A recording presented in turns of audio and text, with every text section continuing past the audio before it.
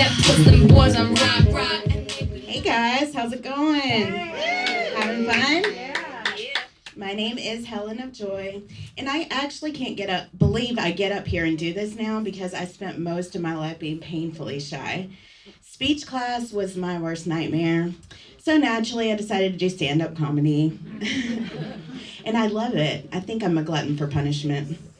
I think it comes from my school days. I went to a Baptist school most of my life. That explains why I'm so sweet and innocent, right? But Baptist guilt is real, guys, because most people, when something bad happens to them, they think, why, God, why? Why do bad things happen to good people? Not me. Something bad happens to me, I automatically assume at some point in my life I did something bad to deserve it and I'm being punished. Like, I had a couple of impure thoughts about Jason Momoa once. That's probably why my transmission blew up. Or I stole lip gloss 30 years ago. Probably why I got dumped. Speaking of getting dumped, it's been a long time ago now, but a while back, I went through a bad breakup. We were together 4 years. For some reason, I thought he was the love of my life. We lived together. I had to move out. It was rough. But with all that, that's not even the worst part about the breakup. The worst part, the same week I got dumped, my favorite toy died. This was the sex toy that was going to get me through like weeks of celibacy. And it just gave out on me in the worst possible time. I mean, have you ever been rejected by a man and a sex toy in the same week? Definitely a blow to the ego. But it's okay. You don't have to worry about me anymore because I got a new shower head, so I'm all good. So after the breakup, I ventured out. Breakups are weird because it makes you do crazy things like get a new haircut, lose weight, take up new hobbies, do stand-up comedy. I did all the things. I even tried going to a ladies' night, and I hated it. I mean, sure, you get cheap or free drinks, but there's nothing that gets you in the mood like the smell of sweat, cheap alcohol, and Axe body spray. Yeah, I shouldn't complain, though, because it could have been worse. In fact, it was worse a long time ago because ladies' night actually dates back to prehistoric times. Men were out looking for women then, too. But when guys talked about going clubbing back then, it hit a lot harder. Literally, they'd hit you over the head with it, drag you back to the cave. It was a lot cheaper for the men back then, but thankfully, we've evolved a little bit. Yeah. So I am a lady, and although I like to look cute and sparkly, I've never considered myself a girly girl because my nails aren't manicured, I don't wear designer clothes, and if I'm buying a bag that costs $300, it better be full of groceries. So then why do I feel like such a girl when I go into the hardware store? The way I feel going into the hardware store must be how a guy feels going into the pharmacy to get tampons for his girlfriend. I feel stupid, lost, and terrified to ask for help. Because who wants to be asking for things like cock, nuts, ball cock assemblies? If I'm going to be asking for stuff like that, I'd much rather be at an Adam and Eve store where there's no mistaking what I'm talking about. Just one of those crazy things about being a woman. I'll tell you what I never understood about being a woman, though, is that apparently you're not supposed to have sex on the first date. It's frowned upon, it's considered slutty or something. But I don't believe that. I think it's smart, it's logical, it's research, really, because you wouldn't buy any major appliance without checking to make sure it worked for you first, right? And those all come with a warranty.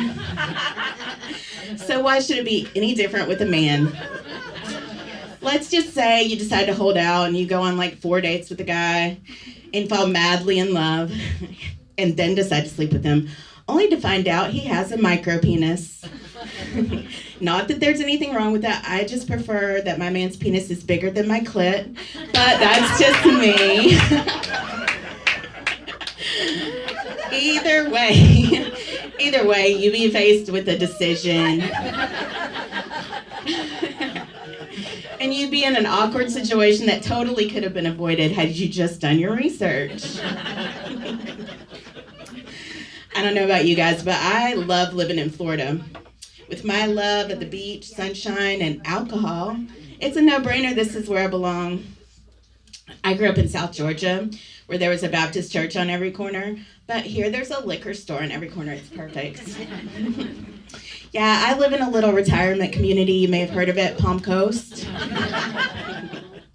I love it here because there's happy hours every day, early bird specials, and I get to hang out with older people, which is great because I can't hang out with younger people anymore.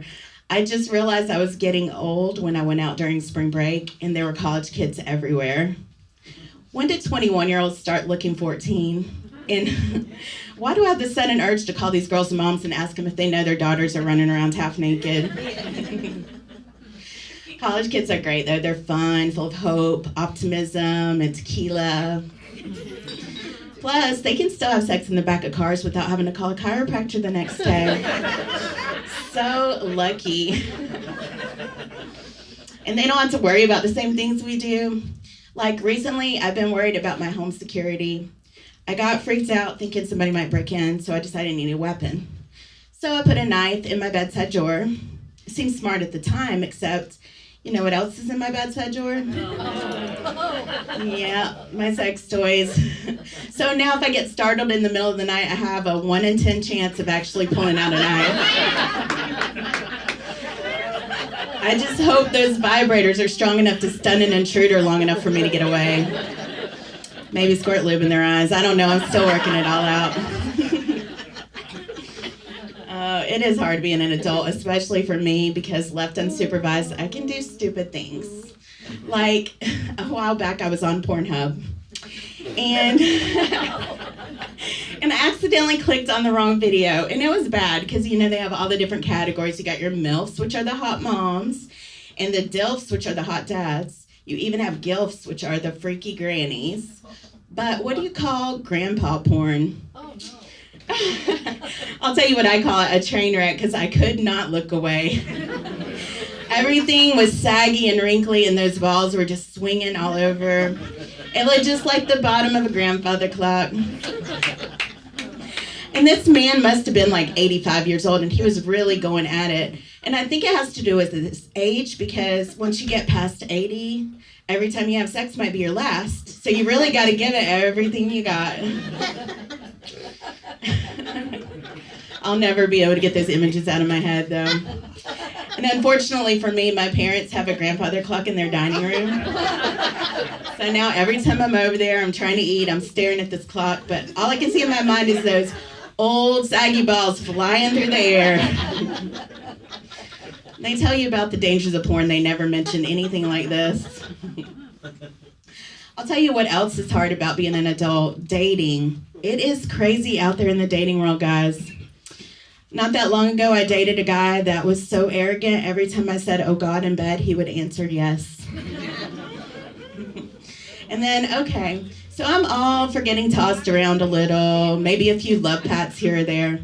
But this guy the other day took it way too far. He banged me so hard, he gave me a concussion. It was rough, it was. But he must have been a medical professional because he knew I shouldn't go to sleep right away. So he made sure I stayed up all night long. Such a gentleman. You know, I think most of the guys I've dated are kind of like a period. I'm sad when they come, but happy to see them go. All this talk about dating reminds me when I was younger, I was never into sports because I was terrified of getting hit in the face with balls. But look at me now. My name is Helen of Joy. Thank you. You guys have been great.